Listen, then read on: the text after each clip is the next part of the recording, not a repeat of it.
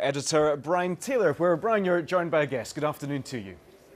I'm indeed. The debate at the conference here on the currency and the future prospects for the economy under independence grew out, of course, of the party's Growth Commission. The chair of that commission, Andrew Wilson, is with me now. Thanks very much indeed for joining us. Let's talk about what got through yesterday. The main motion got through, and now the party is committed to basically the proposals in your Growth Commission.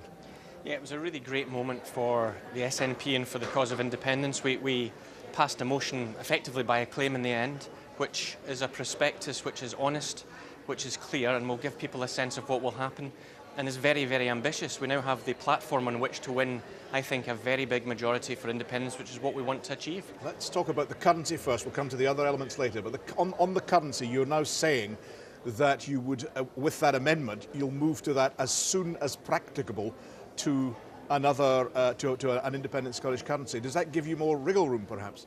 Well, I actually welcome the amendment. I think it's an improvement on the main motion, the way it's drafted. And yet it was opposed by the leadership and opposed by Derek Mackay. Yeah, well, indeed, but that's party democracy. 33 paragraphs to a motion, 32 passed and one amended. And the amendment, I think, was better. Yeah. What was clear, though, was the case that was put against, for example, the key 6 tests that we need to hurdle to show that we're ready for our own currency. That motion failed very substantially. So now we have a very clear prospectus, which is the day after independence, we hold on to the pound so people have certainty for their mortgages, their pensions, their wages, and so on. But over time, if we are successful, as we believe we will be, in setting up Scotland, growing the economy, getting the public finances sustainable, then we'll be in a position, because it will be in our interests and we're ready to move to a Scottish currency when it's practicable to do so. But aren't you politically open to the accusation from opponents who will say the SNP are going to dump the pound, and now, because of this conference vote, they're going to dump it even more quickly than they intended? No, we'll keep the pound, so people know what's going to happen after independence. There'll be a transition to go through, and we'll have our own currency, crucially, and this will be a very difficult thing to debate against, when it's actually in our interest to do that. That's the practicable point. It's going to be on the back of sustainable public finances, our own independent central bank set up and ready to roll, and in the interests of people in the economy, or people's wages, their pensions and so on.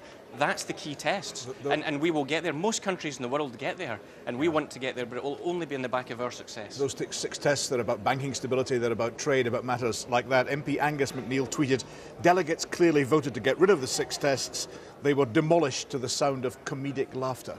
Well, I love Angus Brendan MacNeil as a human being. I think the comedy is all his, because the motion doesn't say what he says. It may be wishful thinking on his part. I know he was beetling back to Barra, so I think he maybe wasn't paying attention. I think he means perhaps that in terms of the debate, they weren't exactly universally popular. Well, we've got a vote, so the people who proposed an amendment to get rid of them, that was defeated by a substantial majority. People get the content. They know that the effort that was gone into with the best experts around the world that we could find. We now have that's now done. The debate is over. We have a position for the party that is crystal clear, and I believe it is one that has never been better for the economic case for independence. My confidence in that case is complete. Let's talk about other elements in the package. It's a growth commission, of course, for a purpose. You're talking about growing the economy. Your opponents, your Labour opponents particularly, say you're talking about eliminating the deficit and the debt, and that would have to mean public spending cuts. Well, we have to get the deficit that we inherit from the UK onto a sustainable footing, because if we don't, it's very expensive to fund it. People are lending money to the government, and you have to get that sustainable. Otherwise, you're costing yourself. You're making less available for public services. It's currently about 7 or 8% of GDP, 6 points higher than the UK level. Yeah, all of the regions and nations of the UK outside London and the South East run substantial deficits. Scotland's probably the best of the rest. The problem with the UK is our economic model is completely unsustainable. We have to put that right. And as John Swiney said yesterday, that's the reason we need to change. The existence of a deficit is the fault of the system we've got now. We have to put it right. But wouldn't that mean significant cuts in expenditure to try and tackle that deficit? What we said in the Commission report was really very clear on this. We recognise that austerity and cuts to public spending damage the economy and are actually self-defeating, because it means you're damaging the economy, so you've got less revenue, so the deficit's worse. And that's what everyone accepts is happening. You're just relying on growth. You're relying on hope in that case rather than a project. Well, growth matters, but what we've said for the purposes of our report is that we set out that you can continue to grow public spending in cash terms substantially, but you need to contain that to behind cash growth in the economy.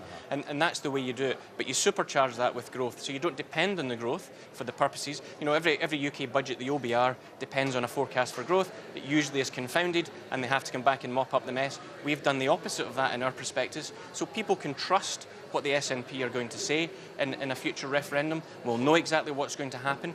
And really the examples are all around the world of really successful countries that are doing it better than we are. Let's try and be like them. Thank you very much indeed for joining us and discussing the Growth Commission there. I'll now hand back to the studio. Brian, thank you very much for that just now. With me is John Curtis. John, fascinating.